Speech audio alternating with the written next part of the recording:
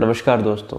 जैसा कि हम जानते हैं कि हमारे सीडीएस जनरल विपिन रावत जी हमारे बीच अब नहीं रहे हैं और पूरा देश शॉक्ड है इस घटना के बारे में सुनकर। अभी तक हम इस चीज को डाइजेस्ट ही नहीं कर पा रहे हैं कि हमारे सीडीएस जनरल विपिन रावत जी अब नहीं रहे हैं और जाहिर सी बात है ये हमारे देश के लिए एक बहुत बड़ा लॉस है। उन्होंने देश के लिए क्या कुछ किया है या फिर उनकी क्या क्या अचीवमेंट्स है ये किसी से छुपी नहीं है। वो किसी भी प्रकार के परिचय के मोहताज नहीं है। इसी वजह से आज पूरा देश उनकी याद में आंसू बहा रहा है। लेकिन ये देखकर मुझे बहुत दुख हुआ कि कुछ असंवेदनशील लोग ऐसे भी है जो उनके एक्सीडेंट के न्यूज पर हंस रहे थे, हंसी के इमोजीज डाल रहे थे। दरअसल जब एनडीटीवी ने इस न्यूज को शेयर किया था कि विपिन रावत सर का चॉपर क्रैश हो गया है और एक बड़ा एक्सीडेंट हुआ है, तो उनके इस पोस्ट पर बहुत से लोगों ने लाफिंग इमोजी शेयर किए थे, अपना हंसते हुए रिएक्शन दिया था। और प्लीज मैं यहाँ फैक्ट लाना चाहूंगा, एक्स्ट्रा सेक्युलर होकर आपसे फैक्ट नहीं छुपाऊंगा। ये हम देख सकते हैं कि सभी लाफिंग इमोजीज डालने वाले ऑलमोस्ट सभी मुस्लिम्स थे। ये हो सकता है कि सारे इमोजीज पाकिस्तान से हो या फिर बांग्लादेश से हो या फिर अफगानिस्तान से हो, फिर भी इतनी नीच हरकत करते हुए क्या इन्हें शर्म नहीं आती? और अगर इनमें से एक भी ट्वीट भारत के लोगों द्वारा किया गया है तो मुझे शौर्य फिल्म का एक डायलॉग याद आता है, दुश्मन सिर्फ बॉर्डर के उस पार नहीं होता, घर के अंदर भी होता है।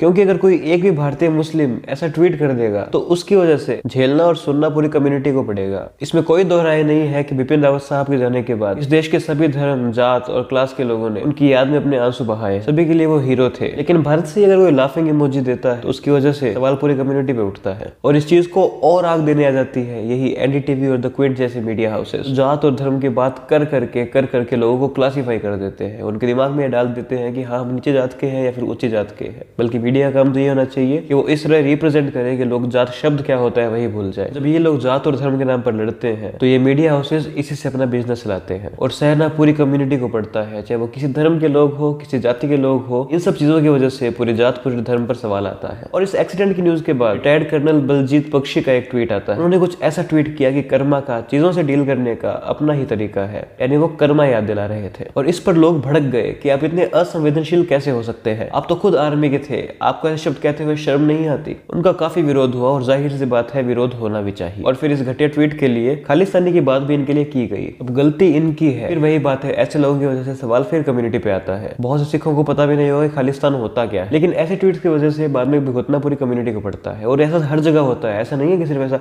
मुस्लिम कम्युनिटी के साथ बुरा होता हो या फिर सिख कम्युनिटी के साथ बुरा होता हो, उनको ही टारगेट किया जाता हो, ऐसा कुछ नहीं है। आप रिपोर्ट उठाकर देख लीजिए कि अगर कोई भी किसी धर्म विशेष का व्यक्ति कुछ गलत काम करता है, हमेशा सवाल पूरे धर्म पर उठता है। हिंदुज में भी देखिए, आज पूरी कम्युनिटी को यह ताना सुनना पड़ता है कि भारत के लोग दिन में पूजा करते हैं और रात में रेप। और पूजा किस धर्म में होती है ये तो आपको पता ही हो। और वीरता से लोग इन चीजों को प्रमोट भी करते हैं। तो कहने का मतलब है कि कुछ लोगों की वजह से हमेशा ऐसे होता है कि पूरी कम्युनिटी को जवाब देना पड़ता है, क्योंकि सब पर सवाल उठते हैं। सिर्फ मुस्लिम, सिख या फिर क्रिश्चियन कम्युनिटी से नहीं उठते, सभी कम्युनिटी पर सवाल उठते हैं और सब अपना अपना जवाब देते हैं। लेकिन दोस्तों जो बड़ी बात है वो ये है कि क्यों एनडीटीवी पर ही इतने लाफिंग इमोजीज हमें देखने को मिले। और भी कुछ न्यूज चैनल्स के पोस्ट पर हमें लाफिंग इमोजीज देखने को मिले, जैसे कि टाइम्स ऑफ इंडिया, लेकिन एनडीटीवी पर इतने लाफिंग इमोजीज क्यों आए? इसके पीछे का आप लॉजिक समझिए। लाफिंग इमोजीज तभी आएंगे जब लोग उस पेज को फॉलो करेंगे, और लोग उस पेज या चैनल को फॉलो इसीलिए करेंगे क्योंकि वो पेज या चैनल आपको खुश रखने वाली न्यूज दिखाता है। तो बस जो एनडीटीवी न्यूज चैनल है वो बस एक प्यारा सा रुख रखता है एक्सट्रीमिस्ट और पाकिस्तानियों की तरफ। तो जो लाफिंग इमोजीज है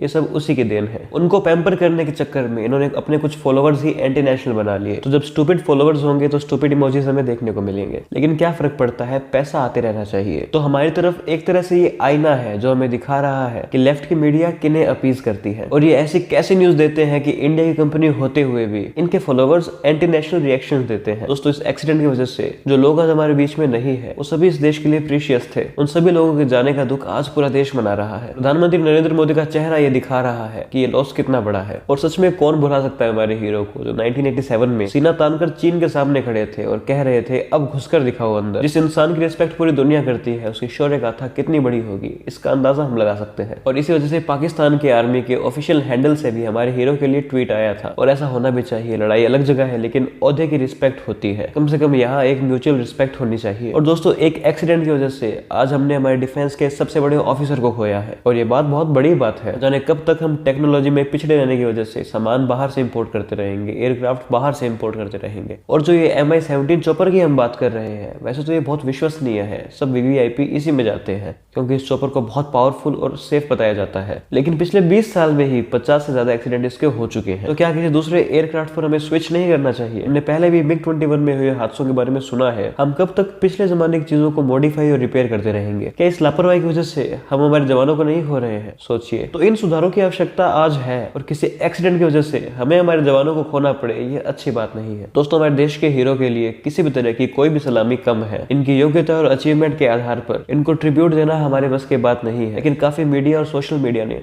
2 मिनट नहीं लगाए इन्हें भुलाने में, और कैटरीना कैफ और विक्की कौशल की तस्वीरें ऐसे जाने लगे जैसे विक्की कौशल सच में सर्जिकल स्ट्राइक करके आए थे। दोस्तों, आज CDS जनरल बिपिन रावत तो हमारे बीच में नहीं है, लेकिन उनकी कही गई एक बात मुझे आज याद आ रही है। मैं ये बात क्लियर कर देता हूँ कि मैं ये मानता हूँ कि NDTV के पोस्ट पर जो लाफिंग इमोजीज आए थे उनमें से लगभग सारे पाकिस्तान या दूसरे देश के थे, और मैं ये भी मानता हूँ कि अगर भारत के किसी एक मुस्लिम ने भी ये लाफिंग इमोजी दिया है तो इसका मतलब ये नहीं कि सभी मुस्लिम ऐसा सोचते हैं। भारत के सभी लोगों के लिए वो हीरो थे और हमेशा रहेंगे, लेकिन इन लाफिंग इमोजीज में अगर एक व्यक्ति भी इंटेंशनली इस चीज पर खुश हुआ है, उनके एक्सीडेंट पर खुश हुआ है, तो बिपिन रावत जी की वो बात सच लगती है। उन्होंने कहा था कि इंडिया आज 2.5 फ्रंट वॉर में है। एक वॉर है पाकिस्तान के साथ, एक है चीन के साथ, और आधी है इंडिया के अंदरूनी दुश्मनों के साथ। तो ऐसे दुश्मनों को पकड़ना चाहिए और जो भी सजा इनकी बने इनको देनी चाहिए, चाहे वो UAPA हो या फिर कोई और एक्ट। एक मैसेज मिलना चाहिए कि भारत का खाकर इंटरनेशनल बातें बोलने वालों अब तुम्हारी खैर नहीं।